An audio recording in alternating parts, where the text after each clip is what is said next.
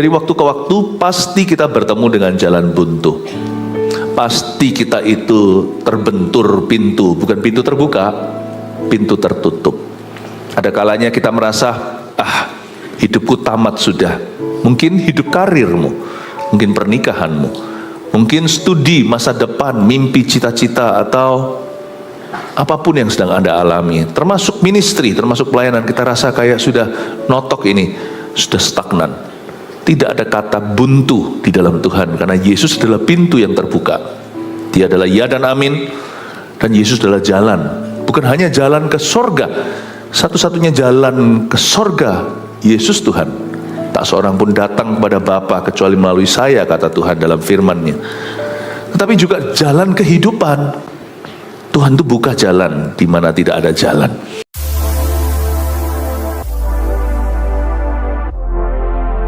Mari kita baca dulu ayatnya, Keluaran pasal 2 ayat 15 sampai 22. Saya bacakan.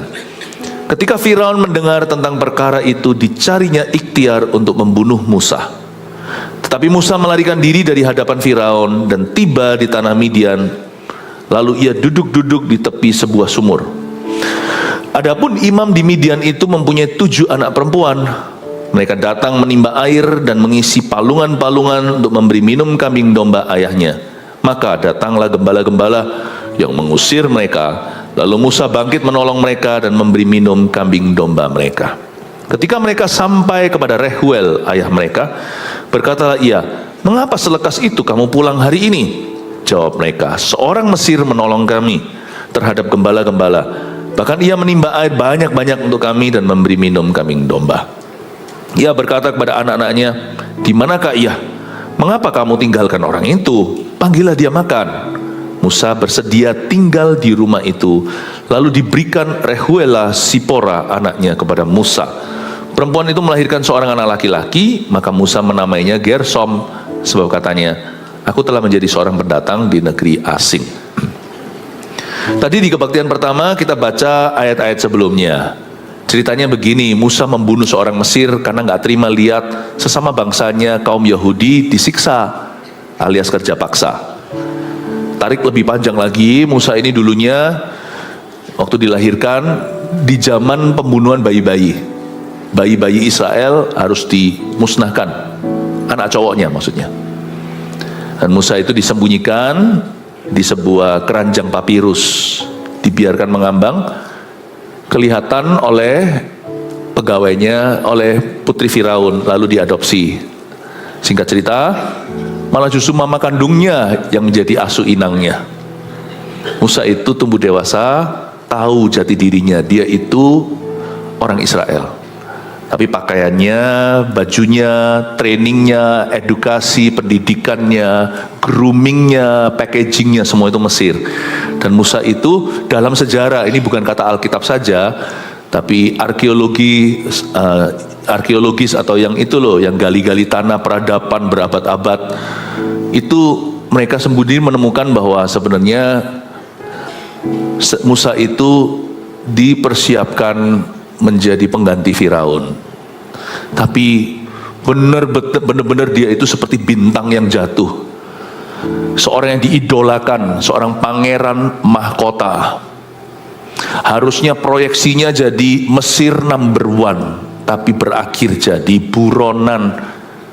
Gara-gara tindakan gegabah, emosi seketika, meskipun dia tahu panggilan Allah dari kecil sudah terasa. Tahukah Anda bahwa kita semua itu merasakan panggilan Allah dari sejak kita kecil, tetapi setelah itu terinterupsi dosa. Tapi meskipun dia tahu tujuan akhirnya itu, nah masalahnya dia halalkan segala cara. Dia lihat Tuhan tidak bertindak, dia main hakim sendiri, bunuh tuh orang Mesir. Wah, runyam akhirnya, kena masalah hukum segalanya. Peduli amat, dia itu dipersiapkan jadi pengganti mahkota atau menjadi penerus tahta. Tapi oleh karena satu kesalahan, hidup kita bisa berabe loh. Nah, karena itu kita melihat cerita ini waktu Musa tertimpa sebuah masalah. Saya yakin dia merasa hidupku tamat sudah. Kita baca ayat 15. Ketika Firaun mendengar tentang perkara itu. Perkara apa? Pembunuhan orang Mesir oleh tangan Yahudi. Dan ternyata dari bayi Yahudi yang diadopsi. Firaun ngamuk sekali. Ngamuk. Ya, ingat ya Bapak Ibu Saudara, sebagai orang Kristen, anak Tuhan, kita mau kompromi menjilat dunia, ujung-ujungnya dunia pasti akan mencarimu untuk membunuhmu dan menceraikanmu. Apapun yang kau jalin di luar sana, kalau bukan dari Kristus itu tidak akan aman, tidak bisa permanen. Di akhir hari, Anda tetap orang Ibrani.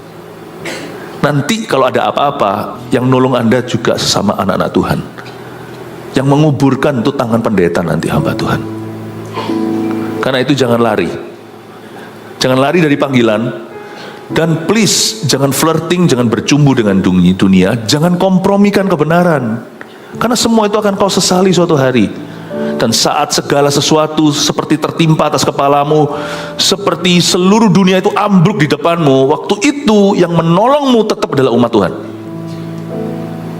Ingat itu, Firaun tidak bisa menolongmu, Mesir tidak bisa membantu. Tapi Musa melarikan diri dari hadapan Firaun dan tiba di tanah Midian. Lalu ia duduk di tepi sebuah sumur. Kenapa Musa duduk di sebelah sumur? Dia lari kan? Dia nggak sempat ganti baju. Sampai di situ dia nggak tahu what to do. Dia nggak tahu dia harus berbuat apa. Saya yakin Musa dalam konteks ini dia sedang melamun. Melamunnya tertegun. Melamunnya itu tercengang. Have I lost everything? Sudahkah aku kehilangan segala sesuatu? Jawabannya iya. Di titik terendah dalam hidupnya, dia nggak tahu dia harus ke siapa.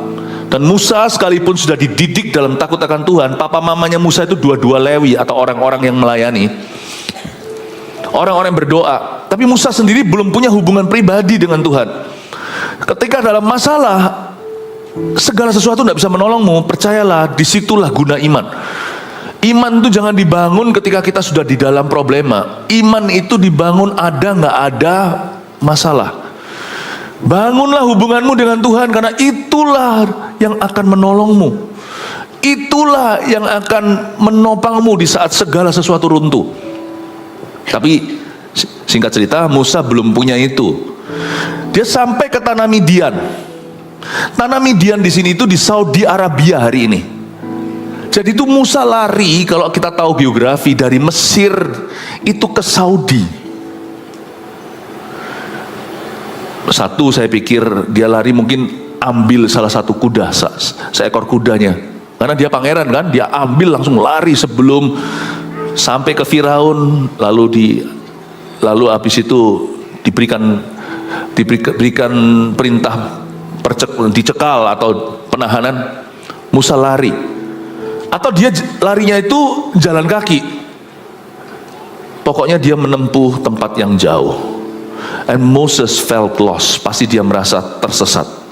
Dia lari kan pasti dia tidak punya perencanaan. Aku mau kemana? Pokoknya hatinya menuntun kemana, ya dia lari ke situ. Tanpa dia tahu Tuhan sedang menuntunnya ke suatu tempat untuk dia mengalami anugerah yang baru.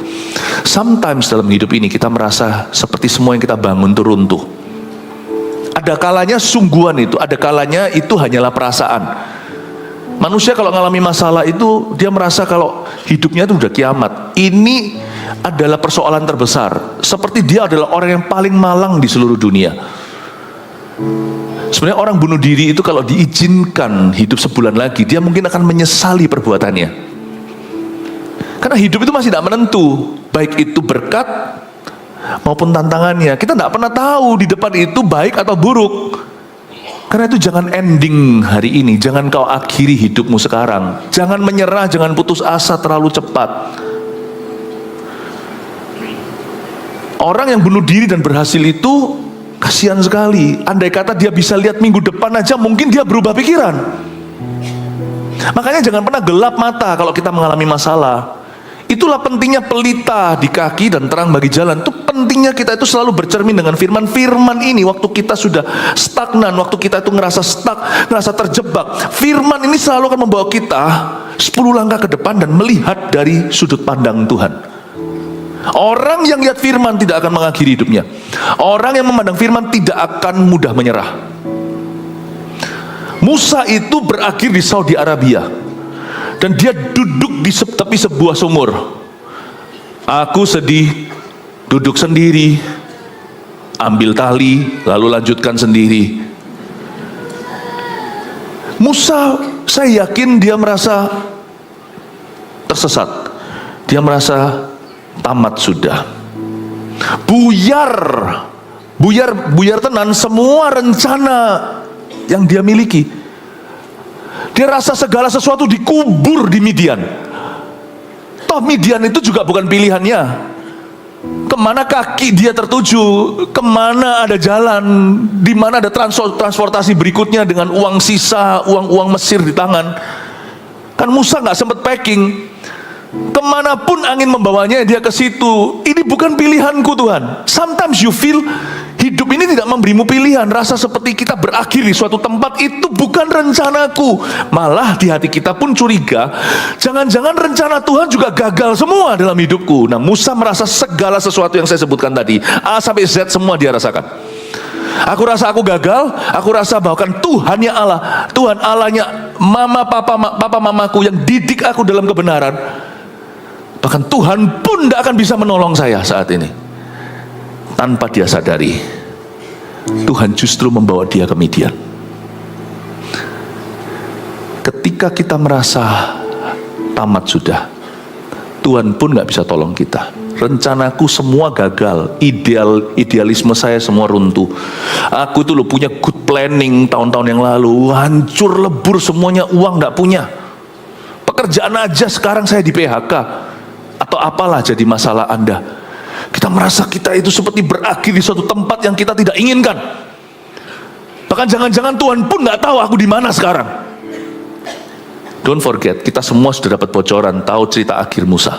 Justru dari Midian Tuhan bentuk orang ini menjadi pembebas Israel yang sejati. Justru di Midian dia ketemu rencana Allah berikutnya. Jangan-jangan Tuhan yang kau kira tidak pegang kendali itu, Tuhan bisa bekerja sama dalam segala sesuatu, termasuk perkara yang paling buruk di hidupmu, untuk membuat Anda mendarat tepat di poros kehendak Allah. Musa di Midian itu di poros kehendak Tuhan. Di situ dia ketemu Rehuel. Di situ dia ketemu putrinya nanti Rehuela. Tak lama kemudian di daerah situ nanti dia akan berjumpa dengan semak belukar yang terbakar. Panggilan Tuhan dan instruksi besar berikutnya. Jangan pernah tinggalkan Tuhan. Sekalipun kita bisa merasa Tuhan sudah tinggalkan kita. Sebab sesungguhnya Tuhan tidak akan pernah meninggalkanmu. Seutas tali yang masih menghubungkanmu dengan Roh Kudus itu jangan kau lepas. Itu satu-satunya harapan di hari-hari gelap di dalam kehidupan kita. Ketika kita masuk ke arus bawah, satu-satunya fondasi adalah firman. Sekalipun kita rasanya semua firman ini tidak berlaku atas hidupku. Kita baca, waktu kita mau baca Alkitab dari mana, yang kita lihat hanyalah satu buku besar seperti ini. Aku tenggelam pun tidak tahu kira-kira rema apa di hidupku. Mendengar suara Tuhan aku sudah tulis sama sekali. Tapi jangan kau tinggalkan, karena ini satu-satunya fondasi ketika semua fondasi hidupmu runtuh. Saya berani konklusi dari cerita ini bahwa Musa mendarat persis di airportnya Tuhan waktu dia hilang segala sesuatu. Saya yakin dia sudah merasa sebagai orang yang paling gagal, paling salah. Jangan lupa, dia barusan melakukan satu dosa. Baru hari sebelumnya, ini keesokan hari ceritanya, dia baru bunuh seorang Mesir, lalu sudah jatuh ketiban tangga. Yang dia tolong tuh, gara-gara itu dia bunuh, yang dia tolong itu orang-orang Ibrani menolak dia mentah-mentah. Waktu mau dilerai, ayolah you guys jangan berkelahi. Lu kira lu siapa? Itu yang salah. Tadi saya cerita di kebaktian pertama, biasanya orang yang salah itu yang paling vokal. Lucu, orang salah itu kan harusnya mawas diri, dia remorse atau penyesalan atau malu lah minimal. Ini enggak, malah yang keras, malah yang protes itu yang salah.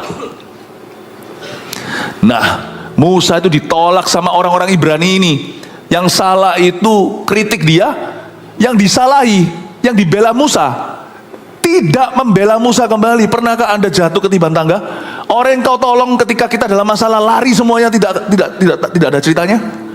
Dan malah justru orang yang kepada siapa kita pernah berjasa, malah justru orang itu yang menjual kita. Wah, ini namanya jatuh ketiban tangga. Sungguhan ini Musa. Baru kemarin dulu, mungkin dia lari berapa hari nih, jauh kan, dari Mesir ke Saudi, naik kuda, saya yakin di tengah jalan kudanya mati, kehabisan bensin, kehabisan rumput. Musa ini sudah merasa I'm done. Dia cuma sisa satu langkah sebelum bunuh diri. Cuman dia punya bibit bobot bebek itu bagus. Atas itu 2 imam, atas itu 2 Lewi, nggak bisa lari. Nanti lain kali lah saya cerita apa dampaknya kalau 2 orang tua, kedua-duanya orang tua kita, papa dan mama bukan salah satu timpang, sama-sama melayani Tuhan. Anakmu tidak bisa direnggut sama setan. Saya ingin Anda mengerti satu poin ini luar biasa. Ketika Musa di Midian saya gambarkan, dia pasti sangat putus asa. Aku rasa orang yang paling salah, aku pendosa. Papa mamaku Lewi, aku pembunuh. Lalu aku ditolak sama bangsaku sendiri. Dia itu pahit hati. Kepahitannya bukan hanya sama Tuhan, kepahitan juga sama sesama manusia. Kepahitan sama orang Ibrani, kepahitan sama orang Yahudi, kepahitan sama orang Mesir, kepahitan sama putri Firaun. Kok diam aja, kok aku tidak dibela. Dia pahit sama semua orang. Tapi saya tunjukkan, semua yang ditaburkan oleh mama Musa tidak sia-sia. Musa masih punya satu karakter yang harus kita contoh. Dia tidak pengangguran. Detik dia lihat kebutuhan berikutnya, dia langsung isi itu. Orang biasanya kalau sudah pernah di titik tertentu tinggi, nggak usah setinggi Musa lah, pangeran. Anda dulu mungkin orang berada, bukan konglomerat. Orang berada, tiba-tiba jatuh bisnisnya. Mau nggak kerja sama orang? Mau nggak kuli bangunan? Oh, gengsi lah. Aku ini S2.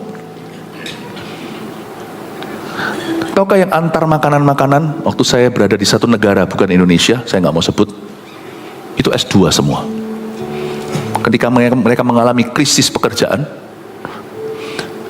nggak peduli, sarjana S2 master semuanya. Karena saya ajak ngomong beberapa, saya bisa bahasa itu soalnya. Kamu sekolah apa segalanya? Saya pernah sekali interview waktu salah satu datang ngedrop sesuatu, ya. Saya tanya, kok kamu mau kerja begini? Saya bilang tidak ada pekerjaan, lebih baik bekerja daripada dia bekerja. Luar biasa. Tidak seperti mungkin bisa jadi orang-orang di sekeliling kita sendiri yang jual mahal setengah mati. Baru S1 seperti saya, baru sarjana muda. Oh enggak, kerjaan seperti ini, P-nya enggak bagus. Tapi kan ada bayarannya. Enggak ada proyeksi ke depan seperti apa, enggak. Kerjaan hanya jadi kerjaan, tidak punya komitmen. Tidak punya komitmen terhadap waktu. Pekerjaan apapun yang diberikan itu hanyalah batu loncatan. Tidak pernah ada komitmen hati. Tidak pernah mencintai pekerjaan itu. Sehingga kita gaya dan berkata, ini tidak di levelku. Levelmu apa? Nganggur. Musa, pangeran, next Firaun. Hari itu jadi satpamnya 7 perempuan. Dan dia bantu nguli minuman, ambil dari sumur-sumur yang jeru itu, ambil air bersih, bukan untuk perempuan-perempuan itu. Siapa tahu ada yang cantik, nggak pernah dia itu punya motivasi. Dia kasih itu hanya membantu. Yang dia kasih minum itu kepalungan, itu untuk hewan.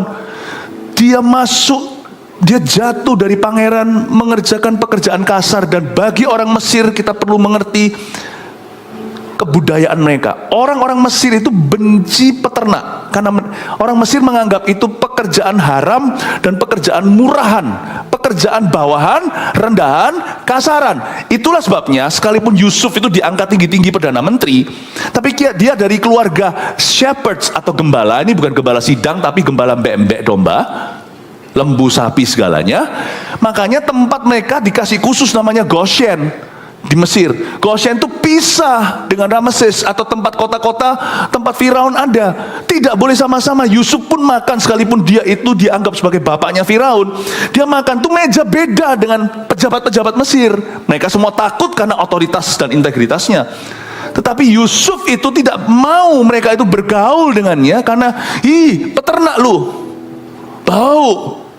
Sekarang tiba-tiba Musa dari next in line yang berada dalam antrian menjadi Firaun, kemudian dia harus melakukan apa yang seluruh istana dia pun sudah dididik begitu, bahwa pekerjaan ini adalah pekerjaan menjijikan.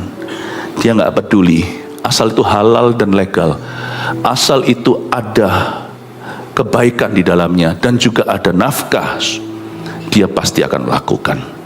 Kita lihat ya ayat yang ke-7, ayat ke-16. Adapun imam di Midian itu mempunyai 7 anak perempuan. Ada seorang imam di Midian punya 7 anak perempuan. Mereka datang menimba air dan mengisi palungan-palungan untuk memberi makan, memberi minum kambing domba ayahnya. Coba katakan imam di Midian. Sedikit kasih sejarah. Midian itu adalah anak Abraham juga, tapi dari keturah setelah Sarah mati. Dia bukan Abraham, Ishak, Yakub, bukan. Ishak itu kan anak Sarah. Dia Abraham keturah, menikah, turun ada Midian. Jadi nggak heran imam di Midian ini tetap rohani, tapi mereka punya pewahyuan tentang Tuhan di Perjanjian Lama belum lengkap karena zaman itu belum ada Alkitab. Dan mereka punya pewahyuan tentang Tuhan sampai Abraham. Mereka nggak ngerti apa yang diturunkan dari Ishak. Maksudnya mereka tidak punya hukum Taurat. Nanti itu zaman Musa. Tapi mereka punya semacam kepekaan dan kerohanian karena yang namanya Abraham itu seorang bapak rohani. Jadi pasti yang namanya anak-anaknya semua dididik dalam takut akan Tuhan. Sebab mertua Musa ini seorang yang ternama. Di sini namanya Rehuel. Kita tahu di dalam insiden yang lain dia namanya Yitro. Itu memang namanya Rehuel Yitro. Sama seperti pianis kita ini namanya Sony Pitoy. Ada yang panggil dia Pak Sony, ada yang panggil dia Pak Pitoy. Pak Yitro adalah Pak Rehuel, Pak Rehuel adalah Pak Yitro. Dan Yitro ini memberikan saran kan, Anda kan tahu, ini orang berhikmat. Suatu hari dia melihat Musa gimana mengadili umat. Makanya Musa ini kok cepat tua, makanya menantuku ini kok cepat beruban. Waktu dia datang lagi kunjungan, dia beritahu sama Musa. Jadi mereka saling memberkati. Dari sang mertua ini menjadi berkat pada menantunya. Dia berkata, lu jangan begini kamu kan capek buat pemimpin-pemimpin jumlah ribuan, ratusan, puluhan, ya. Dan kamu lihat mereka biar tangani sendiri, yang sulit-sulit baru naik ke kamu. Yitro memberikan saran bagaimana melakukan secara administrasi dan organisasi. Tapi sebaliknya Musa mendapatkan kelahiran baru mertuanya. Musa cerita gimana dia belah Laut Merah. Karena semua terjadi itu, Yitro lagi di Midian.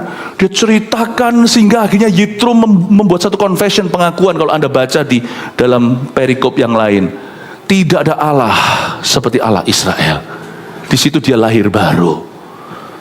Nah, kita tahu bahwa imam di Midian, si Yitro ini punya kerohanian. Tidak heran ketika Musa itu sendiri orang sekuler, meskipun dia ada bibit bobot bebet dari Lewi, imamnya dia ini orang sekuler. Waktu dia itu ngalami goyang, waktu dia hilang sesuatu, dan bahkan dia sendiri pun seolah hilang, dia landingnya tahu nggak di mana? Apronnya, keluarga yang rohani. You see that? You always will land in spiritual life. Kerohanian yang kita bangun itu adalah tempat empuk untuk mendarat ketika seseorang dalam masalah berat. Muter-muter dia lari nggak sengaja. Dia nggak tahu tiba-tiba di sini Saudi Arabia ketemunya anak Abraham, keturunan Abraham. Dia landing pada rumah tangga seorang pria yang bijaksana, meskipun pewahyuannya tidak lengkap. Bijaksana. I love this story, memberi kita satu dimensi. When you think your life is over, God sends a spiritual family. Waktu kita kira hidup kita itu sudah amblas, sudah, Tuhan itu mengirimkan keluarga yang rohani dan takut akan Tuhan. Jadikan pernikahanmu itu seperti landing yang empuk untuk anak-anakmu. Jadikan hidupmu seperti tempat landing yang empuk buat papa mamamu yang belum percaya Tuhan. Jadikan tempat yang empuk. Sekarang mungkin mereka bisa menganiaya kalau ada yang gak suka. Lu gak usah Kristen-Kristenan. Mau Kristen tinggalin, kamu gak tak akui sebagai anak. Gak apa-apa, biarin. Anda tidak merasa mereka landing yang empuk. Buat apa? Anda punya Tuhan, gak perlu empuk-empukan. Mereka yang belum punya Tuhan harus landing empuk. Sekarang mereka bisa aniaya. Suatu hari mereka datang kepadamu dan berkata, I want to know your God. Aku mau kenal Allahmu. Daud itu dianiaya sama kakak-kakaknya. Bukan fisik sih, dibully. Lu tahu apa? Sok gaya lu. Aku tahu datang ke sini kamu sok jago kan? Coba nanti baca. Zaman Saul membuat mereka semua buron. Saul itu kan raja yang sangat jahat. Dan dia mau habiskan semua oposisinya. Wah, satu-satu dibunuh. Keluarga Daud dalam bahaya. Coba Anda lihat di Adulam. Yang datang ke Daud, baca itu di dalam Alkitab. Papa, orang tuanya, ayah ibunya, dan kakak-kakaknya datang semua minta perlindungan sama Daud. Daud tempat yang empuk.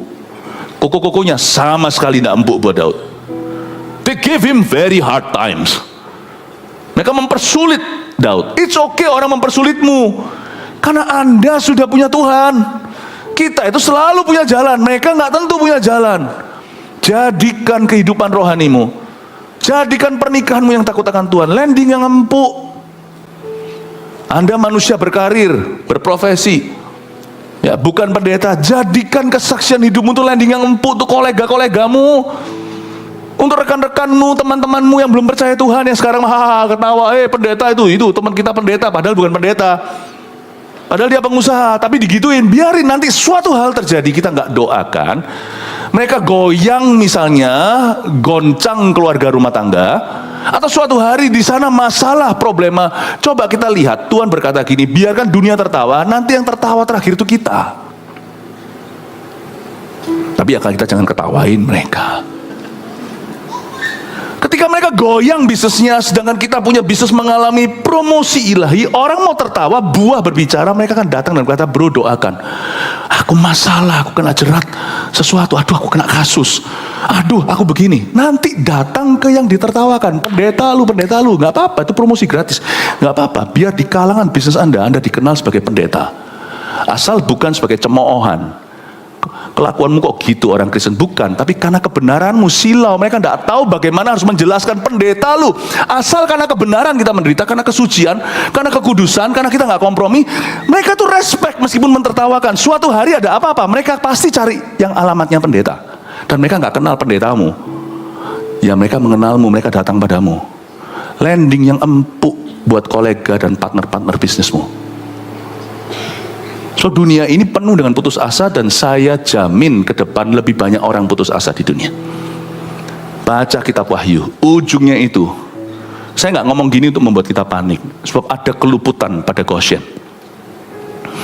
Listen to me, secupak gandum akan menjadi sedinar nanti. 6 liter beras itu akan harganya seolah-olah 1 tahun gaji. So we have not seen crisis yet. Kita belum lihat krisis.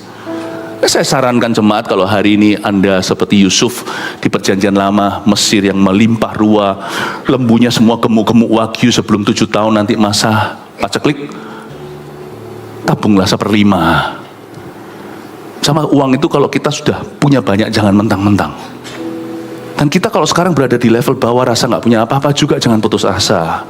Masih putar kok, masih putar, masih continue ini sejarah. Tapi kalau kita berada di atas, jangan gaya. menabunglah, bukan time untuk sembarang spending. Dalam konteks apapun juga, perusahaan, dalam konteks apapun juga, bukan berarti terlalu hati-hati, bukan, tapi bijaksanalah. Money is not everything, bukan memang, tapi Anda perlu kelola semua talenta. Ya, ini waktunya kita menabung kalau bisa. Bukan sembarangan, karena kita punya banyak, jangan dihabiskan semua. Yang namanya emergency fund itu perlu untuk keluargamu, perlu untuk perusahaanmu. Kita pelajari sesuatu bahwa kita tidak perlu berada di skenario kiamat kalau kita itu hari ini tahu caranya mengelola berkat. Hari ini saya lebih pakai cara storytelling dengan Anda, kasih dimensi-dimensi supaya Anda bisa mengerti dan melihat di mana saja Anda bisa temukan rema-rema untuk Anda. Nanti saya tetapkan kasih poin-poin sederhana untuk Anda bawa pulang ke rumah supaya ada semacam remindernya, ya. Lalu Musa, coba kita lihat sekarang Musa ya. Sampai mana tadi ya? Ayat 17, maka datanglah gembala-gembala yang mengusir mereka. Lalu Musa bangkit menolong mereka dan memberi minum kambing domba mereka. Coba katakan kanan kirinya, kalau melamun jangan lama-lama. Anda lihat ya, melamunnya Musa itu di ayat 15 hanya 1/4 ayat, tidak setengah bahkan. Bla bla bla bla bla, terakhir ada kata-kata lalu ia duduk di tepi sebuah sumur. 1/5 ayat kali, bukan 1/4. Tapi waktu di ayat 17, ketika dia melihat satu adegan ketika 7 perempuan itu dibully, Musa langsung bangkit menolong mereka. Ini adalah perbuatan aktif, iman tanpa perbuatan dalam hati. Kita itu hari-hari ini, peduli amat susah atau tidak, kita harus menerapkan hidup rohani dulu, lalu juga aktivitas sehari-hari. Yang aktif, kita semua harus jadi aktivis, bukan pesimis. Lawan kata aktivis itu bukan pasifis, nggak enak, susah diomong. Lawan kata aktivis itu pesimis. Orang pesimis biasanya nggak berbuat apa-apa. Aktif, tapi pastor aku barusan di PHK. Don't worry, Musa juga bukan di PHK saja, dia diburu, mau dibunuh. Nggak main-main loh masalahnya dia. Kalau yang mau membunuh dia itu orang biasa lain cerita, yang mau bunuh dia Mesir number 1. Dan Mesir ini Firaun dulu gagah perkasa, jadi berarti seluruh wilayahnya. Kenapa dia lari ke Saudi Arabia? Saya tidak tahu kenapa, tapi di situ tidak ada penjagaan. Ini adalah daerah yang tidak ada kerjasama dengan Mesir waktu itu. Musa ini melawan adik kuasa, yang lawan dia itu adik kuasa. Musa bangkit menolong mereka. Ketika dia melihat suatu perkara kecil, dia barusan melamun tercengang dan meratapi nasibnya, dia langsung bangkit, langsung bantu. Begini, kalau kita mau lihat berkat selanjutnya atau berkat berikutnya, kita harus peka terhadap kebutuhan selanjutnya di depan mata.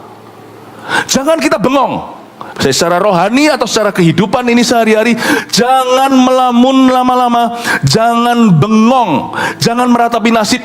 Tidak perlu lagi terus menoleh ke belakang. Ya wis, ya sudah, nasi kalau jadi bubur, doalah sebelum makan, makanlah bubur itu jadilah sehat, dan kekuatan yang ekstra itu ngulilah. Itu bukan soal kondisi keadaan realita kehidupan, ini bicara soal prinsip kehidupan, prinsip hati yang bisa diterapkan di dalam setiap kondisi. Pokoknya aku menolak untuk menjadi seorang yang pasif. Aku menolak untuk menjadi orang yang pesimis. Aku akan mencari kebutuhan berikutnya. Kebutuhan berikutnya yang di depan mata Musa adalah 7 perempuan, airnya padahal mereka udah antri, diserobot sama gembala-gembala yang kasar itu.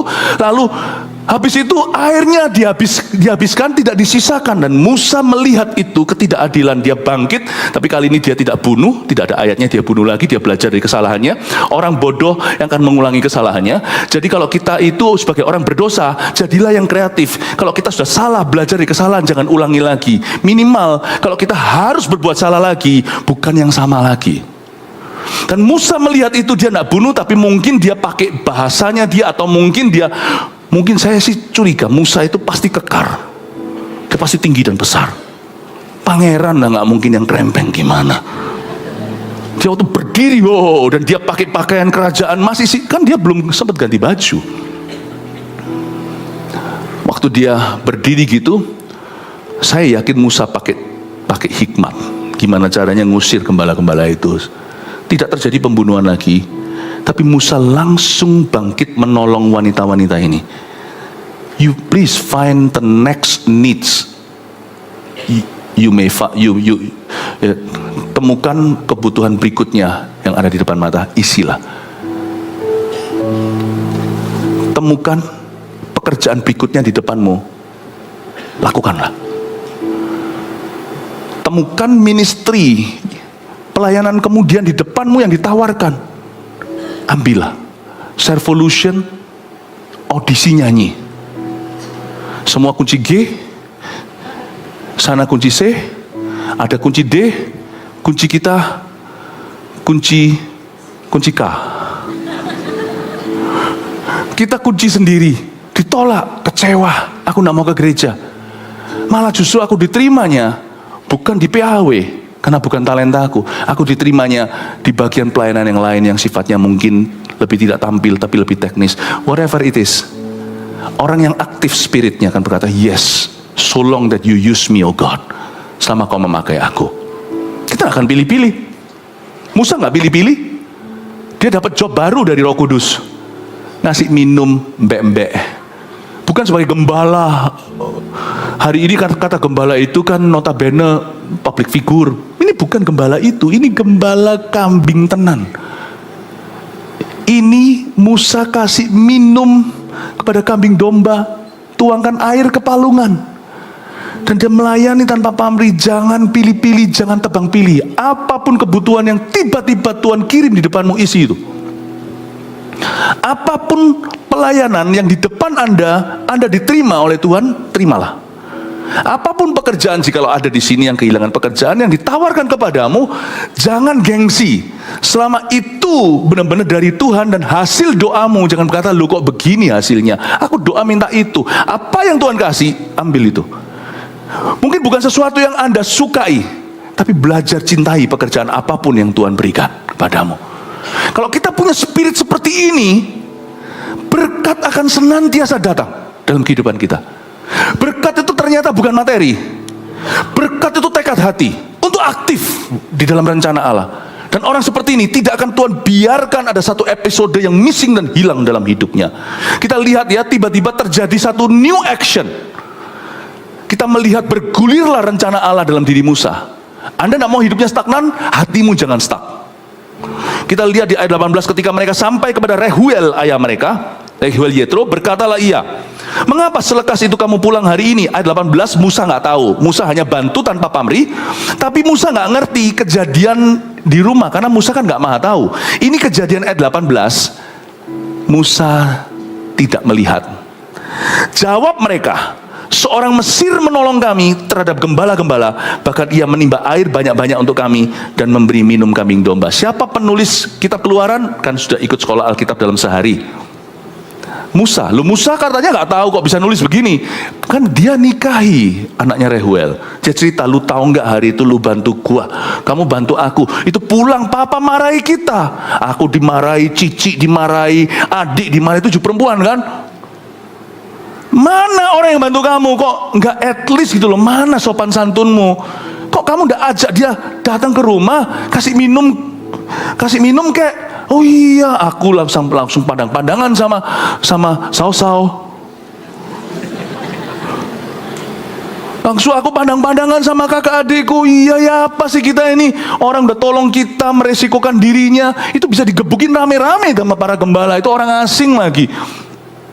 Kita kok nggak tawarin dia teh kek atau minum atau gimana? Kita semua tahu dia itu adalah seorang pengunjung dan dia nggak punya tempat tinggal. Iya ya. Jadi Musa diceritai karena Musa berakhir menikahi. Musa mungkin waktu dengar cerita istrinya sebelum nanti dicatat dalam cerita, dia berkata, Tuhan, ternyata tindakan iman sederhana mengambil lowongan yang ada. Tindakan iman atau tindakan kasih yang kecil menolong seseorang tanpa pikir yang macam-macam, nanti aku dapat makan, dapat istri, nggak ada. Ternyata ketika aku sekarang jobless, di depan ada ministry, ada kesempatan untuk melayani, aku ambil itu. Bukan sebagai pembuktian diri untuk mengisi kekosonganku. Ministry adalah ministry, pekerjaan di dunia adalah pekerjaan dunia, dua-dua adalah pelayanan. Tapi jangan kau bingungkan. Jangan sampai kita tidak punya pekerjaan sekarang di dalam pelayanan kita minta pengakuan. Jangan, pisahkan. Masing-masing kudus untuk Tuhan. Semua ada perannya dalam kehidupanmu. Musa tidak nyangka tindakan kasih. Aku ini jobless, gak punya pekerjaan, gak punya status, tapi tiba-tiba di depan ada satu kebutuhan. Kebutuhan jemaat, kebutuhan manusia. Aku menawarkan diri, here I am, send me, ini aku. Lalu menjadi bagian dari solusi, bukan jadi masalah atau problema. Siapa ngerti, siapa sangka. Perbuatanku yang kecil itu Tuhan pandang sebagai mendahulukan kerajaan Allah. Segala sesuatu justru ditambahkan kepadaku. Wow. Musa berkata, sungguhan ya Papa ngomong gitu. Iya, Papa Yitro ngomong gitu, Papa Rehuel. Ayat 19, jawab mereka, seorang Mesir menolong kami terhadap gembala-gembala. Bahkan ia menimba air banyak-banyak untuk kami dan memberi minum kambing domba. Ini membuktikan apa yang saya katakan tadi, bahwa Musa tidak sempat ganti baju ketika dia tahu perbuatannya ketahuan, yaitu membunuh seorang Mesir dan menyembunyikannya di dalam pasir. Dia lari masih pakai bajunya. Musa tidak pakai baju sembarangan, itu baju kebesaran karena dia pangeran, dia bangsawan. Ayat 20, ia berkata kepada anak-anaknya, di manakah ia? Mengapa kamu tinggalkan orang itu? Panggil dia makan. Ya, ini saya sebut sebagai Middle Eastern Hospitality. Mau tahu nggak yang namanya hospitality itu paling bagus ada di dua tempat di dunia ini, Asia dan Timur Tengah. Ya, hospitality bukan yang utama kalau di Perancis. Hospitality namanya dunia service itu, ini kekuatan kita orang Indonesia itu pada Asia. Dan Middle East lebih parah lagi. Lebih baik keluarganya mati daripada tamunya terbunuh. Itu lebih ngeri lagi. Itu Middle East. Dan ini juga mengajarkan kepada kita harus ramah sama orang. Kalau kita kedapatan tamu, jangan buat Tuhan malu. Kalau tiba-tiba datang orang di sini pengunjung, semua kita di sini sudah di jemaat lebih dari 2 kali datang, semua Anda sudah menjadi host. Orang Indonesia tidak boleh memungkiri kekuatannya. Justru yang menjadi penghalang kita terus untuk jadi berkat bagi bangsa-bangsa itu adalah rasa malu kita. Kita tuh shy, malu, tidak berani. Lebih baik kita itu tidak menjadi beda gitu. Kalau bisa sama dengan semua, ini membuat kita boring, kita membosankan. Jadi saya dorong semua jemaat di GMS Surabaya Timur. Kalau di sini kedatangan tamu, orang baru pertama kali hadir, Anda sudah lebih dari 2 kali hadir, Anda otomatis jadi kakak rohaninya. Ya. Tapi saya belum pernah dilengkapi. Gimana? Ayo sini datang di MSC, kami lengkapi. Semua kita harus punya hospitality seperti orang-orang di perjanjian lama. Nah, singkat cerita, akhirnya di ayat 21, Musa bersedia tinggal di rumah itu. Lalu diberikan Rehuela Sipora anaknya kepada Musa. Ayat 21 dan 22 ini saya mau jelaskan sesuatu di sini, penting sekali. Musa seperti saya katakan tadi, ketika dia terhilang, Tuhan buat dia landing dan mendarat di rumah seorang yang takut akan Allah, keturunan Abraham. Tahukah Anda bahwa ketika kita dalam masalah, justru jangan jauh dari gereja dan dari orang-orang benar. Ketika kita dalam problema, apapun problemamu, dosa, gagal dalam bisnis, rumah tangga yang berantakan, atau mungkin depresi yang tiba-tiba kau alami, dari stres mungkin, atau dari menyimpan kesalahan orang, lama-lama tiba-tiba seperti linglung, tiba-tiba panik sendiri, tiba-tiba seperti apapun juga, terbukalah. Sebab setiap masalah harus membuat kita landing di tengah-tengah satu keluarga yang takut akan Tuhan. Makanya itu kalau bisa, setiap family itu berfungsi, jangan ada keluarga yang disfungsional. Makanya kalau bergereja itu jangan hanya papa atau hanya mama. Semua anak-anaknya setiap linear. Yang anak-anak muda pergi ke Army of God, yang kecil pergi ke Eagle Kids. Kenapa? Keluarga itu harus dibangun bersama, tidak bisa hanya papa atau mama, hanya anaknya. Harus barengan. Sebab nanti keluarga itu akan jadi payung saat hujan. Bahkan lebih dari sekedar untuk keluarga itu. Karena Alkitab berkata, seperti biji sesawi waktu dia tumbuh menjadi tanaman yang paling besar, nanti hewan-hewan liar pun akan bersarang padanya. Keluarga itu kalau utuh dalam Tuhan, dan semua masing-masing itu bertumbuh. Kalau bisa, papanya CGL, pemimpin Komsel, anaknya juga CGL, tapi Komsel di anak muda. Kan enak gitu. Nanti ada apa-apa, keluarga itu tempat yang selalu nyaman untuk berteduh. Dan juga bagi orang lain, bahkan tetangga-tetanggamu pun akan berteduh. Musa bersedia tinggal di rumah itu. Ya iyalah, dia perlu. Di saat orang itu gelisah, tidak punya apa-apa, the only Yang bisa menyelamatkan dia di situasi seperti itu adalah satu keluarga, kalau bisa keluarga kandung. Kalau enggak keluarga rohani, lebih baik lagi kedua-duanya. Keluarga kandung yang takut akan Tuhan, keluarga rohani yang bisa mengerti. Jangan kau hadapi sendiri masalah apapun di hidupmu. Saya nggak berkata sedikit-sedikit minta tolong orang lain, bukan. Tapi apalagi kalau kita merasa nggak kuat, jangan pernah menghadapi sendirian.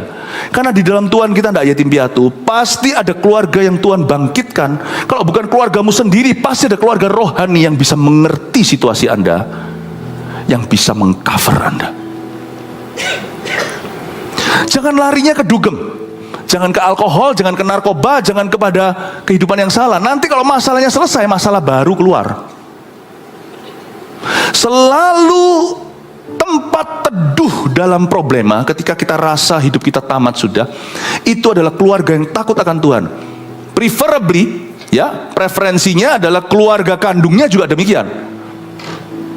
Tapi keluarga kedua itu gereja, yang kadang-kadang menjadi keluarga pertama kalau keluarga kesatunya tidak berfungsi. Gereja dan your family. Kalau Anda dulu yang bertobat masuk gereja, menangkan sisa keluargamu, supaya keluarga Anda itu menjadi landing, menjadi tempat di mana ada damai sejahtera. Tapi kalau seumpamanya Anda satu keluarga sudah dalam gereja, bangunlah kerohanianmu bersama. Musa itu menemukan family di masa-masa paling kritis dalam hidupnya. Dia menemukan family dan Tuhan memberi dia family, memberi dia keluarga. Ini bukan memberi pernikahan sebagai pelarian, bukan. God gave Moses a God-fearing home. Makanya di gereja kita juga panggil orang-orang welcome home. Semoga di sini kau menemukan itu. Dan kita mempelajari sesuatu juga yang dikasih ke Musa, seorang putrinya bernama, siapa namanya? Rehuela Sipora. Saya kasih satu dua pewahyuan tentang ini. Papanya Rehuela namanya Rehuel. Anaknya namanya Rehuela. Ini kurang nama atau gimana? Itu kayak seperti misalnya anak perempuan saya kasih nama Filipiawati. Kan nggak lucu kan? Tapi dari sini kita mengerti sesuatu prinsip yang luar biasa, bahwa Yetro mendidik anak-anak perempuannya. Ada 7 lagi. Ini agak sedikit beda dengan kebudayaan Totok yang merasa anak perempuan asal-asalan nggak apa-apa, anak laki yang harus dipersiapkan. Jangan salah loh, ini konsepnya. Rehuela adalah tangan kekuatan Rehuel. Yang dikasih Musa ini beruntung dapat anak perempuan yang dididik benar. Tahukah Anda bahwa Rehuela adalah seorang yang berkarakter? Dan nama selanjutnya dia Rehuela Sipora. Kata Sipora itu artinya apa? Tulis Twitter. Kicauan. Berarti dia akan jadi istri yang cerewet. Memang dia istri yang cerewet. Karena kecerewetannya dan karena bibit bobot bebetnya, atasnya itu Imam Midian, atas lagi itu Abraham. Kepekaan itu ternyata turun loh secara kandung. Suatu hari Musa dalam perjalanan pergi ke Mesir untuk membebaskan orang Israel, membawa tongkat ajaib di tangannya. Tongkat yang sama membelah Laut Merah. Di perjalanan di tengah jalan, Musa itu mau diambil nyawanya sama Tuhan. Di sini terjadi yang namanya firman ini menjadi bahan perdebatan di kalangan orang-orang Kristen. Sebenarnya simple, gara-gara Musa tidak menyunatkan anaknya. Anak istri kan dibawa sama Musa, tapi nanti sampai satu titik mereka dibawa pulang lagi karena Musa sedang menghadapi peperangan yang dahsyat sekali bagi bangsa Israel. Tapi singkat cerita, di tengah jalan si Twitter ini, this bird ini, Tweety ini, yang terus mipik itu bahasa apa, yang terus begini terus, ini sang suami ternyata berguna. Tahukah Anda kalau Anda merasa istri Anda cerewet, itu berkat. Oh, kok ketawanya gitu? Gara-gara istrimu cerewet, kau tidak jatuh dalam dosa. Gara-gara istrimu cerewet, lihat itu pakaianmu tidak compang-camping, rumahmu tertata, daripada istri yang cuman pedicure, manicure. Twitter itu adalah berkat. Itu berkat. Dia suatu hari cerewetin Musa. Saya nggak tahu apa sesungguhnya terjadi karena Alkitab berhenti sampai sana. Cuman berkata bahwa Allah hendak membunuhnya. Kata membunuh itu kasar kan, keras kan. Tapi beda kalau manusia itu pendosa, bunuh itu kejam. Allah membunuh itu artinya Allah mengizinkan hidupnya berakhir sampai sana aja. Kok aneh, Tuhan suruh dia pergi ke Mesir, kok di tengah-tengah jalan mau mengakhiri? Karena Musa tidak bisa KKN. Tuhan itu Allah perjanjian. Dia nggak bisa begini loh, punya dua standar. Dia mau pergi ke Mesir, mau bebaskan bangsa Israel. Bangsa Israel ini mau dientaskan dari mentalitas perhambaan atau perbudakan. Kok dia sendiri nganggap enteng itu? Karena di perjanjian lama, perjanjian itu by sunat. Perjanjian baru, sunat hati, kulit katan itu dosa. Pertobatan cukup karena Yesus sudah mati, tidak perlu ada tanda fisik kecuali untuk kesehatan, silahkan. Tapi waktu itu Musa itu sudah tahu dari zaman papa mamanya, wong dia itu dididik sama Lewi dan Lewi kok. Dia tuh tahu hukum sunat itu, hukum Abraham itu Musa sangat tahu. Kenapa dia ulur ketika dia di Midian dan waktu dia dapat anak Gersom ini dibiarkan, nggak disunat. Ya saya tahu sekarang kamu sudah tidak lagi berada bersama dengan orang Ibrani. Hanya karena kamu sudah tidak keliling sama orang-orang Kristen, pergi jauh. Ya, bisa jauh mempertaruhkan nasib di negeri orang, belum ada gereja yang tetap. Bukan berarti kau tinggalkan prinsip-prinsip yang benar yang sudah diajarkan waktu kamu sejak muda. Hai Timotius, kau sudah tahu firman sejak zaman mama dan grandmamu Lois dan Unike. Kamu jangan tinggalkan. Orang Kristen itu tidak boleh dikit-dikit tinggalkan fondasinya. Karena fondasi yang ditanam oleh Tuhan itu kekal. Tuhan itu tunggu dia loh. Dan sudah sampai Musa sudah siap untuk membebaskan bangsa Israel. Dia pergi kembali ke Mesir itu dengan kapasitas berbeda sebagai utusan Allah. Kok masih di tengah jalan punya banyak kesempatan, tapi dia tidak menganggap kesabaran Tuhan itu sesuatu. Dia biarkan tunda-tunda, procrastinate dalam bahasa Inggrisnya. Artinya kalau bisa diulur, kenapa sekarang? Dia ulur ketaatan untuk family-nya sendiri. Anak itu nggak disunat-sunat. Kan lucu ya. Kita bisa ngomong tentang Tuhan, bisa berdoa, anak nggak pernah dibaptis-baptis sampai umur 25 nggak pernah dibaptis. Gimana sih papa? Apakah kau anggap itu guyonan perintah Tuhan? Anak juga dibiarin sampai umur 28, nggak apa-apa, nggak usah. Loh kenapa kita itu ngajari orang, ayo kamu harus takut akan Tuhan, tapi anak kita sendiri kita tidak buru-buru untuk taat pada Roh Kudus. Anak kita biarkan di situ, kita kecolongan. Tuhan tuh nunggu dibiarin. Akhirnya Tuhan ngamuk. Saya tidak tahu apa yang terjadi. Mungkinkah Musa demam tinggi? Pas demam tinggi, si Twitter ini bermimpi. Karena dia punya kepekaan kan. Tuhan bisa bicara melalui jalan samping. Karena waktu itu belum zaman tahu Alkitab. Tuhan mungkin kasih mimpi, kalau kamu tidak sunat anakmu, Musa mati malam ini, demam tingginya itu akan bablas dan dia kejang, dia meninggal. Maka dia segera sunat anaknya. Dan dia tempelkan kulit katanya, menjijikkan sih. Dan dia berkata, kamulah, you are a blood bridegroom, kamu adalah mempelai darah. Ini si Twitter menyelamatkan suaminya. Dia berdiri antara suami dengan Tuhan, dia cereweti itu Musa. Kenapa kamu kok tidak begini? Kenapa kamu tidak begitu? Tidak heran karena dia adalah anak Imam Midian. Seorang ayah yang punya anak perempuan, dengarkan. Anda sedang dititipi oleh Tuhan seorang anak yang akan diserahkan pada seorang laki-laki. Anda harus didik dia dengan benar, sehingga nanti dia menikah dengan suaminya, membawa kekuatanmu dalam jiwanya. Paham ya? Imam di Midian ini kepekaannya turun ke Rehuela. Rehuel turun ke Rehuela. Kepekaannya, ketaatannya, detil-detilnya turun ke Sipora. Sehingga Musa itu beruntung bisa menikah dengan Rehuela Sipora. Why? Karena kekuatan papanya diturunkan ke anak ini. Kalau kita dapat anak perempuan, kita tidak pernah memilikinya. Kita dititipi Tuhan untuk suatu hari dikasih ke seorang pria. Makanya kita harus berdoa, siapa yang akan menikahi anak perempuan kita, kita harus sembahyang. Kalau Anda memperoleh anak perempuan, kalau belum telat, anak Anda masih kecil atau barusan di dalam kandungan, doakan. Aku berdoa, jangan hanya doakan untuk anak itu, aku doakan untuk jodohnya. Boleh nggak doain anak untuk jodohnya waktu dia masih ada di dalam kandungan? Oh, itu justru lebih bagus. Tapi kalau kita punya anak laki-laki, kita juga tidak pernah memilikinya. Setiap anak laki itu pemimpin dalam rumah. Kalau kita didik dia, kekuatan kita turun padanya. Suatu hari kita harus serahkan dia ke Tuhan. Dia suatu hari jadi kepala keluarga, tidak di bawah kita. Kita serahkan itu ke Tuhan.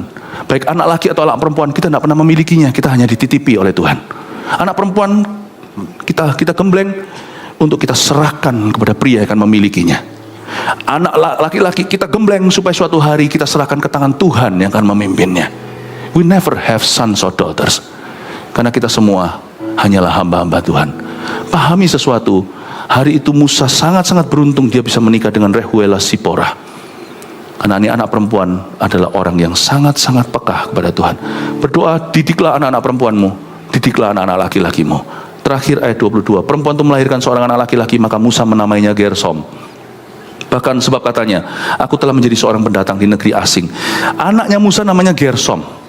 Dan dia berkata, aku telah garis bawah menjadi seorang pendatang di negeri asing. Musa akhirnya bisa berdamai dengan dirinya dan masa lalunya. Dia menemukan identitas baru 40 tahun kemudian. Dia bukan orang Mesir lagi, dia udah ganti baju, dia ganti pakaian Midian, pakaian penggembalaan domba-dombanya. Dan dia juga tidak lagi tinggal di kalangan orang Ibrani, dia benar-benar seolah-olah putus hubungan dengan Israel sementara selama 40 tahun itu. You see, kalau Anda mau sembuh, Anda harus bisa berdamai dengan dirimu dan masa lalumu. Baru Tuhan memberimu masa depan, dan kalau apapun di masa lalumu dan masa kinimu itu sesuatu yang dari Roh Kudus, tidak akan hilang.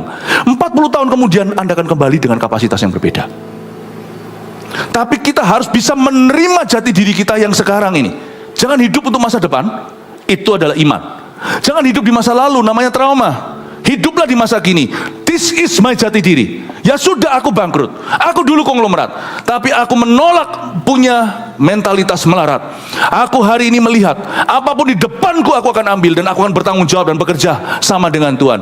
Apapun yang ada di depanku, aku pokoknya akan kerja keras, dan aku belajar dari kesalahanku di masa lalu. If you can, kalau Anda bisa berdamai dengan dirimu sendiri, Tuhan akan menunjukkan kepadamu satu rencana, namanya rencana moving on. Allah akan memberimu the next plan of God, rencana Allah yang sama dahsyatnya dengan masa lalu. Bahkan yang masa lalu semua dah hangus, yang kau kira sudah dikubur, itu kalau diserahkan ke Tuhan hari ini, itu bisa kembali. Kalau itu dari Roh Kudus, dia tidak pernah lari. Dan Musa bisa menerima keadaannya.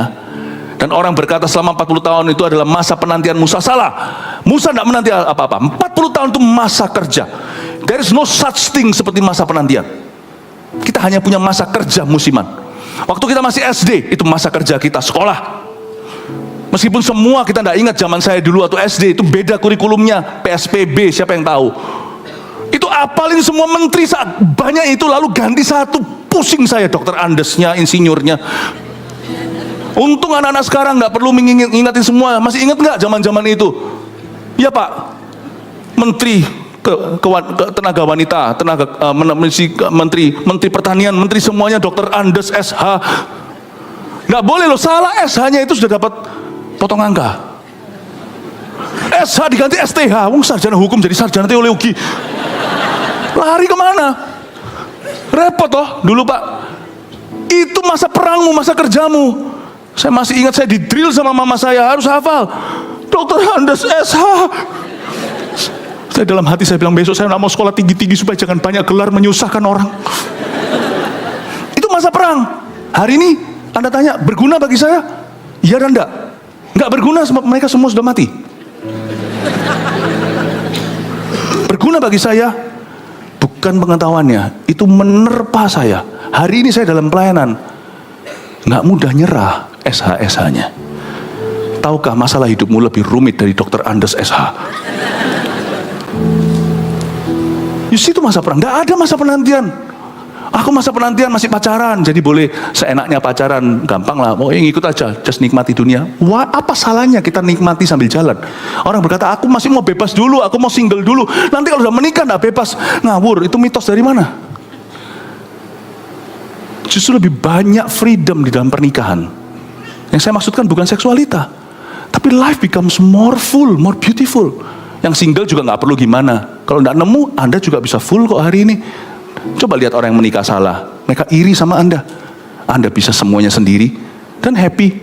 Nggak usah iri lah sama orang lain. Nggak ada masa penantian itu. Kalau Anda sekarang masih single, itu masa kerjamu. Itu masa perangmu. Nanti kalau married, itu masa kerja, masa perangmu. Yang punya anak, itu masa kerja, masa perangmu. Percayalah, Anda punya anak, perang itu ada. Aku belum dikaruniai anak, udah 7 tahun, 14 tahun, 15 tahun menikah. Ya sudah, itu masa perangmu, itu masa indah, itu masa kerjamu. Nggak ada masa penantian itu, nggak ada. Musa tidak mengalami waiting years, working years iya. Ayo 5 poin saya kasih supaya kenyang semuanya pulang ke rumah. Apa aja yang kita bisa pelajari dari pelajaran hari ini sewaktu kita kira hidup kita tamat sudah? Number 1, masih ada kasih karunia untuk orang gagal dan salah. Ini jangan kau ragu. Rugi jadi orang Kristen gak percaya ini. Rugi bener. Karena dalam Kristus ada satu produk yang gak dimiliki oleh tempat lain dimanapun juga. Living hope. Yesus mati itu kan supaya ada living hope. Nah kalau orang Kristen udah percaya Yesus pikul salib lalu gak percaya ini, itu sama dengan orang sudah beli tapi produknya tidak diambil kembali, gak diterima. Living hope. Ikut Yesus tidak usah kita motivasi materi apa itu pemeliharaan Allah, itu biar urusan Tuhan. But you must refuse to be hopeless. Masih ada kasih karunia untuk orang yang gagal dan salah. Masa bisa Pastor Philip, orang sudah segagal aku bisa? Ada yang sudah melewati Musa? Belum. Bisa nggak sehancur, segagal orang seperti aku ini masih bisa pulih? Bisa. Bisa. Yesusku nggak mati. 2, jangan melamun terlalu lama. Segera bangkit. Lihat kebutuhan berikutnya. Lihat lowongan berikutnya. Lihat kerjaan berikutnya. Lihat tawaran berikutnya. Move. Langsung. Nggak usah tanya Tuhan, Tuhan aku minta tanda. Cepat dan cekatan. Gerak cepat. Berdiri. Langsung bangkit. Lakukan sesuatu. Dari situ akan ada to be continued dalam rencana Allah dalam hidupmu. Stagnan tidak stagnan tergantung langkah kakimu. 3, carilah kebutuhan dan lowongan berikutnya untuk diisi. Itu tadi lanjutan tadi ya. Kalau ngelamun jangan lama-lama ya habis ini ya. Nggak usah. Kalau Anda melakukan sesuatu kesalahan, udah belajar dari itu, udah akui kepada siapa yang Anda rugikan, Anda sudah ganti rugi sebisanya, udah, Anda nggak perlu pukul-pukul dada lagi, nggak perlu. Don't waste 5 minutes, 5 menit untuk meratapi. Bangkit, cari kebutuhan lowongan berikutnya. 4, carilah keluarga yang bisa mengerti dan mendukung kita. Find yourself a family. Oh berarti cari jodoh? Bukan. Jodoh nanti dari Tuhan tentunya pada waktunya. Tetapi ini bicara tentang komunitas yang bisa support you. Itu penting sekali. Justru orang yang jatuh dalam hutang bukan keliling kemana-mana cari orang yang bisa diutangin, tapi cari orang yang bisa mendoakan dan memberi Anda advice yang sehat. Tapi hati-hati jangan manfaatkan. Kalau Anda menemukan itu, biasanya langkah pertama mujizat dalam hidupmu. Tidak tentu Tuhan akan pakai orang-orang tersebut, komunitasmu. Tuhan bisa pakai orang-orang lain. Supaya jangan Anda campur baurkan. CG bukan tempat untuk pinjam-meminjam. CG juga bukan tempat untuk orang tarik-tarikan bisnis. Bukan. Justru nanti Tuhan akan tutup keranmu di luar kalau kita lakukan itu. Tapi kalau kita sama kerajaan sorga itu murni, nanti Tuhan buka kerannya itu di luar itu. Tahukah Allah adalah Allah yang sama yang memindahkan harta orang fasik ke orang benar? Tahukah devisa yang Tuhan janjikan dalam hidupmu itu tidak harus datang dari komunitas yang memberimu rasa aman, tapi Tuhan itu bisa bawa devisa dari luar. Tuhan itu adalah ahlinya memindahkan harta karun tersembunyi dari seberang lautan kepadamu. Carilah keluarga yang bisa mengerti dan mendukung kita. Kalau masalah kita money, jangan cari money dulu. Cari jalan yang benar. Tuntun aku. Minta akuntabilitas atau minta pertanggungjawaban kita benar-benar di hadapan Tuhan. Bangun jalur sehat. 4, 5. Terakhir, syukuri dan kerjakanlah apa yang ada pada kita.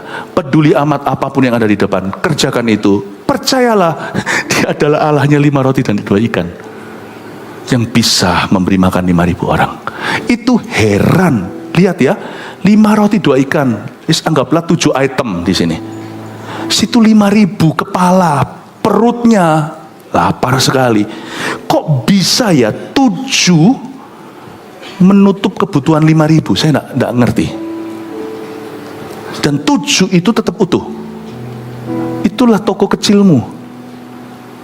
Kok bisa ya 7 ini 5.000? Kalau ini dijual pun amblas, disembelih, ditumbalkan pun tidak bisa nutup itu.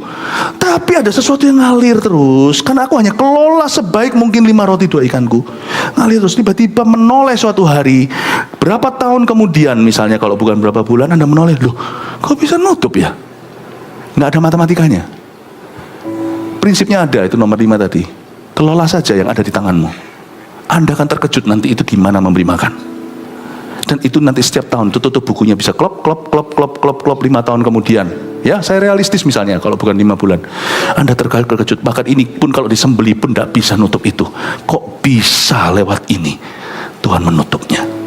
Saya tidak tahu, pada saat itu jangan beritahu rumus. Saksikan aja kebaikan Tuhan, karena Tuhan kita itu nyata dan Tuhan masih bisa lakukan hal itu di dalam hidupmu. Yang percaya katakan amin. Puji Tuhan, mari kita semua bangkit berdiri. Kita akhiri ibadah ini.